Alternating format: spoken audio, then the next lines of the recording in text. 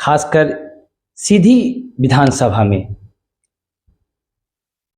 पूर्व में कांग्रेस के द्वारा कई बार सफलता प्राप्त की गई, लेकिन 2008 के बाद से बीजेपी ने कांग्रेस को दखल करके इस विधानसभा में अपना कब्जा बनाया। आज हमारे साथ सीधी विधानसभा की एक ऐसी प्रबल दावेदार के रूप में मौजूद हैं और मैं कांग्रेस की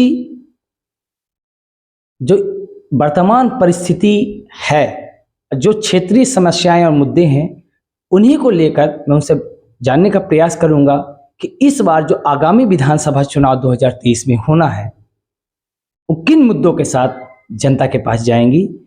तो सबसे पहले मैं आपका परिचय जानना चाहता हूँ। मेरा नाम एडवोकेट रंजना मिश्रा है। मैं महिला कांग्रेस में प्रदेश महामंत्री के पद पर हूँ।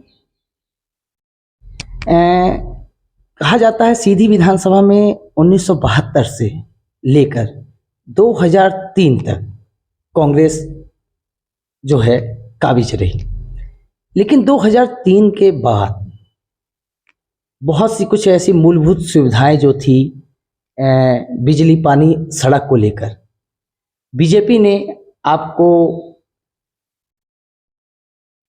परास्त कर अपना जो है कब्जा जमाया। इस बार के जो विधानसभा चुनाव हैं, किन मुद्दों के साथ आप जनता में जाएंगी?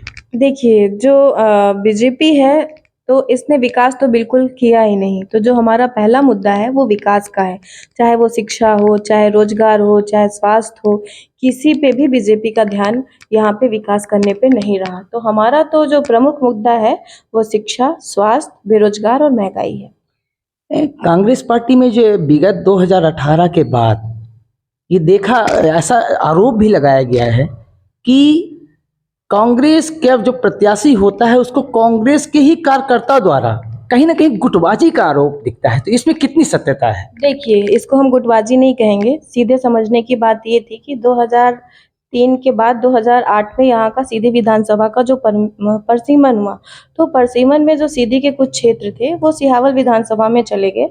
जो स्वर्गीय सर्वहारा वर्ग के नेता थे माननीय इंद्रजीत कुमार जी, तो वो सिहावल चुनाव लड़ने चले गए। और जो कि कमलेश्वर द्विवेदी जी यहाँ से चुनाव लड़ते थे, पहले उनका क्षेत्र गोपद बनास था, फिर वो सीधी विधानसभा से चुनाव लड़ने लगे। तो कहीं ना कहीं कुछ ऐसा हो गया, या कांग्रेस के वर्कर सुस्त पड़ गए या काम नहीं कर पाए, जिसकी वजह से, हमारी कमियों की वजह से हम चुनाव हार गए। पर अब हमारे पार्टी के वरिष्ठ नेताओं ने जो है तो उसको अब बड़े मजबूती के साथ हम चुनाव इस बार 2023 का लड़ेंगे। कहीं ना कहीं पार्टी प्रत्याशी का जो चयन होता है उसमें कहीं ना कहीं जाति समीकरण कांग्रेस पार्टी से ज्यादा भाजपा पार्टी हावी रहती है, कहीं इसका तो कोई असर नहीं है? देखिए, चाहे भाजपा हो चाहे कांग्रेस हो, ये जो जातीय राजनीति हो गई है, तो ये भाजपा ने हर जगह जाति राजनीति का खेल खेला। कांग्रेस कभी ये जातीय राजनीति का खेल नहीं खेलती थी। पर अब क्या कहते हैं कि टक्कर देने के लिए कुछ ना कुछ अब उसको भी इस तरह का करना पड़ेगा। जैसे आपने देखा, राहुल गांधी जी की सदस्यता जो है तो छीन ली गई थी, कल ही सुप्रीम कोर्ट के द्वारा उनकी सदस्यता को बहाल किया गया। तो ये पार्टी जो है तो जाति, धर्म, इसी के नाम पे जो है लोगों को भड़काने का और उकसाने का काम करती रही है, जिसकी वजह से जो है निगेटिविटी पूरे माहौल जो है बन गया। अभी आपने देखा एक विधायक प्रतिनिधि के द्वारा दसमत पोल के ऊपर जिस तरह का किया गया, कल अभी सिंगरौली में विधायक के बेटे के द्वारा आदिवासी के ऊपर गोली चला दी गई। तो ये पूरी तरह से एक हिंसक पार्टी है और इसका हिंसा करना ही इसका मूल उद्देश्य है और इसका विकास से दूर दूर तक का कोई नाता नहीं। अभी आपने सीधी के एक घटना का जिक्र किया, पेशाब कांड का। इसमें सियासी तूल भी जो है बहुत गरमाई हुई थी, लेकिन इसमें जो यहाँ के लोगों का एक कह सकते हैं कि आक्रोश में थे कि ठीक है, आरोपी पर जो कार्रवाई की गई वो उचित थी, लेकिन आरोपी के परिजन में जो बुलडोजर चलाया गया घर में, वो बिल्कुल उचित नहीं था। कांग्रेस पार्टी ने हमेशा बुलडोजर का विरोध किया। ये तो भाजपा लेके आई बुलडोजर। आपने देखा भितरी में रिंकू शुक्ला का 3 मंजिला इमारत जब गिर रहा था तो आप जैसे पत्रकार उसको कवरेज कर रहे थे, उनकी आंखों में आंसू आ रहे थे। उस समय भी कांग्रेस ने बुलडोजर का विरोध किया। तो ये तो भाजपा गलत करती है। आप अपराधी को सजा दो ना, घर वाले, परिवार वाले उसमें कहाँ से कहाँ तक दोषी हैं। ये तो पूरा करा धरा भाजपा विधायक जी का है। अगर भाजपा के विधायक जी नहीं चाहते तो घर नहीं गिरता। अभी आप देखिए रामलल्लू वैस का घर गिरा क्या? नहीं गिरा ना, उनने भी तो आदिवासी के ऊपर गोली चलाई है। ये तो सब भाजपा का, आप ये समझिए सारे काम भाजपा ही करती है। लोगों के आशियाने गिराने का कार्य, लोगों को घर से बाहर निकालने का कार्य, ये तो भाजपा का ही है। लेकिन इस बुलडोजर की कार्रवाई के लिए तो आप ही लोगों ने जो है पीड़ित के घर पर धरना तक दिए थे कि बुलडोजर से कार्रवाई होनी चाहिए। ये फिर आपको गलत जानकारी है। आप हमारे मीडिया भाई हैं, मुझे ये कहते हुए अच्छा नहीं लगेगा कि आप लोग वहाँ पे मौजूद थे। वहाँ दसमत को लाने के लिए जो है वहाँ पे धरना पे बैठे थे, ना कि बुलडोजर की कार्रवाई के लिए। जब हम वहाँ पहुंचे हैं 4 बजे, तब तक वहाँ उनका घर गिर चुका था, प्रवेश शुक्ला जी का। तो ये आरोप बेबुनियाद है कांग्रेस के ऊपर।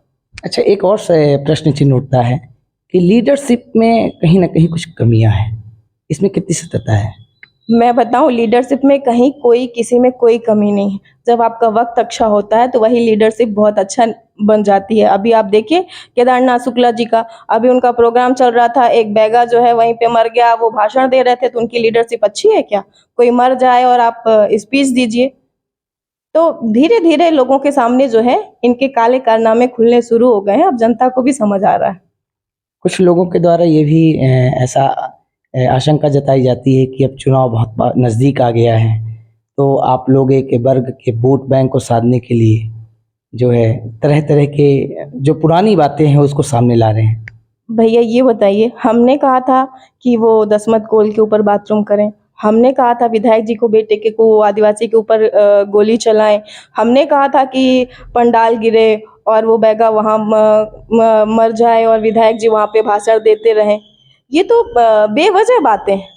ये हम नहीं बना रहे चुनावी मुद्दा, ये इनके बोलने के लिए। मैं भी ब्राह्मण समाज से हूँ और मुझे नहीं लगता कि मेरे से बड़ा या कोई वैसा ऐसा होगा कि जिसमें मेरे ससुर जी शास्त्री थे। मेरा पूरा खानदान जो है एक बहुत बड़े उसमें सम्मानित और पुरोहित में है। तो मैं तो ऐसा नहीं चाहूंगी ना कि ब्राह्मणों का कहीं अपमान हो या किसी भी वर्ग का, पर मैं हर वर्ग का सम्मान चाहती हूँ, किसी एक वर्ग का नहीं। तो मतलब आप 4 साल सामने नहीं आती हैं, ऐसा ऐसा कहा जाता है, क्योंकि चूंकि चुनावी वर्ष है इसलिए तरह तरह के जितने भी आरोप सामने वाले विपक्ष पर लगाए जा सके सत्ता पक्ष पर, तो कहीं ना कहीं इसमें कुछ। तो भैया आप मेरे मीडिया के भाई हैं। मैंने अभी कुछ दिनों पहले ही पदयात्रा की थी, 100-150 किलोमीटर की पदयात्रा भगवान से सीधी तक की थी। उस समय कोई चुनाव नहीं था क्या चुनाव? और उसके पहले भी चाहे बस स्टैंड का मुद्दा रहा हो, चाहे सांसद आवास का घेराव रहा हो, चाहे यहाँ सड़क में धान रोपाई का कार्य रहा हो, तो मुझे तो नहीं लगता कि मैं कभी भी अपनी जिम्मेदारी से पीछे रही हूँ। और आप लोग मीडिया के भाई इसके गवाह हैं। कहीं ईडी सीबीआई का तो खौफ नहीं? किसको? कांग्रेस पार्टी के ही कुछ। ईडी सीबीआई का कोई खौफ नहीं है, क्योंकि कांग्रेस पार्टी में सब जो है बेदाग हैं। जो दागदार होते हैं खौफ तो उनको होता है ना। ऐसा कोई प्लान विजन जो आगामी विधानसभा के मुख्य मुद्दे, जो क्षेत्रीय मुद्दे कह सकते हैं, वो कौन से रहेंगे आपके लिए कि लोगों तक जो है तो उनका भरोसा जीता जा सके? आप तो सबसे बड़ा मुद्दा इस समय यही शिक्षा, स्वास्थ्य और बेरोजगारी का देख लिए। दूसरी बात ये, जो नल जल योजना में इतना बड़ा घोटाला हुआ है, हर जगह पाइप पड़ गई हैं, सड़क को खोद दिया गया है, पर वहाँ पानी जाने का कोई साधन नहीं। तो और अभी हम एक पिपरोहर के पास एक स्कूल में थे, वहाँ 1 से 5वीं तक की स्कूल लगती है। मैंने उसको लाइव भी किया था। पूरी छत गिर रही है, बच्चे छोटे छोटे बच्चे हैं, वो जो अगर गिर भी गई तो जो अपनी सुरक्षा नहीं कर सकते हैं। तो पूरी तरह से जो है ये सरकार जो है सिर्फ पैसे कमाने का काम कर रही है, चाहे आदिवासी की जमीन लूटने का काम हो, चाहे आदिवासी को मारने का काम हो।